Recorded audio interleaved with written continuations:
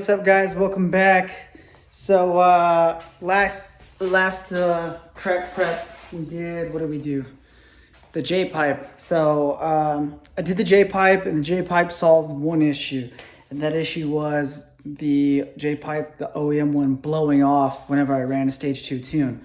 So now I can go ahead and run stage 2 tunes and not worry about the J-pipe popping off. As brand new as the clamps were, as much as I tried to get it to stay, it just wouldn't. So J-pipe fixed that, but I'm still getting an error code for a check engine light for a bad MAF.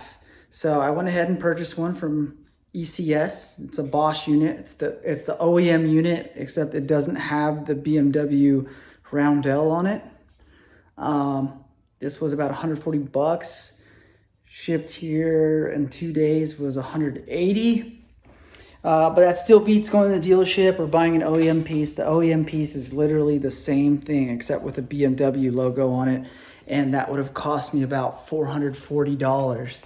So I went ahead, did the budget buy, which, I mean, it's literally the same thing. I'm going to go ahead and pop the hood right now, drop it in. The reason why I bought a new MAF was because I was getting codes for a damaged or unplugged MAF. So I'll show you which one I'm pretty sure is giving me the error code. All right, so we popped the hood. I actually want to check the hood to see if I can see any oil basically being squirted upwards, so I can find out where I think if there's any boost leaks going on anymore. I still have that oil residue on this charge pipe, but I've since then clamped it tight as fuck on there. So I don't think it's an issue anymore. But yeah, let's go ahead and take a look at this MAF. This is the one I suspect is giving me the issue. Okay, so here's the MAF that I think is giving me that issue. As you can see right here, it's chipped. And I'm gonna go ahead and look into those prongs. They look good, but to me, I think I'm just gonna replace it. I think I'll get a better connection without that chip right here. And yeah, should be good to go with that MAF. So that is not the only issue I'm having.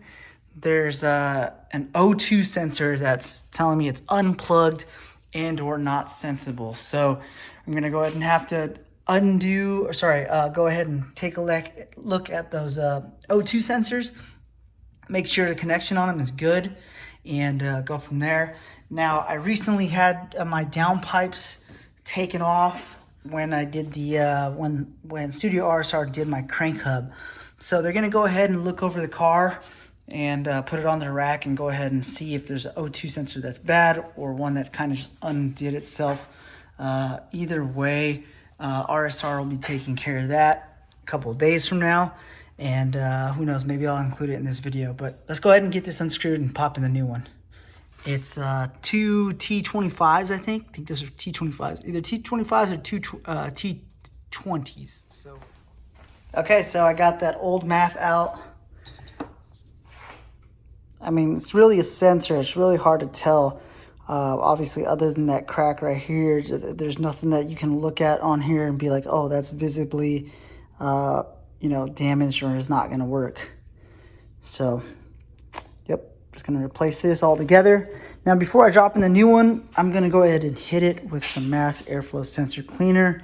This is the only shit that I would suggest you guys use on your MAFs, if they're dirty or not. This stuff's really good. This gets off all the grease or the oil.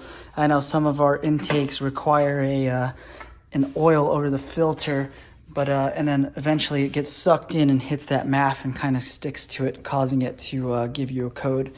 This will go ahead and get rid of all that oil and all that dirt and gunk off of it. So, yep, let's go ahead and try it. Okay, so I'm gonna go ahead and keep this MAF. I know it's physically damaged right here, but that's not for sure the reason why I could be getting the code. It could be the other one. So this is just a sensor. The sensor's telling me it's not working. So I'm gonna go ahead and keep this one to the side. If I still have that code after, if I've cleared the codes, driven the car, if it comes back, I'm gonna go ahead and put this one back in and swap out the other one that I didn't replace, because I only bought one MAF. And so if I still get the coat after that, clearly both of them need to be replaced and they'll both be tossed. So yeah, I guess I'll check back in a couple of days, probably the same day that I do the O2 sensors on the car, and give you guys an update on what's going on. So still got basically 2 weeks. I get the new brake pads tomorrow, so the new fronts will go in tomorrow, and the Turner skid plate should be here by Thursday as well, actually. So when I get the car home from that, I'll be able to drop in that metal skid plate, or maybe even just have RSR do it while they're there. So yeah, that's pretty much the only update I got for you guys so far. I'll check back in a couple days. I'll probably just combine all these into one video, all these little projects that I have to do. So.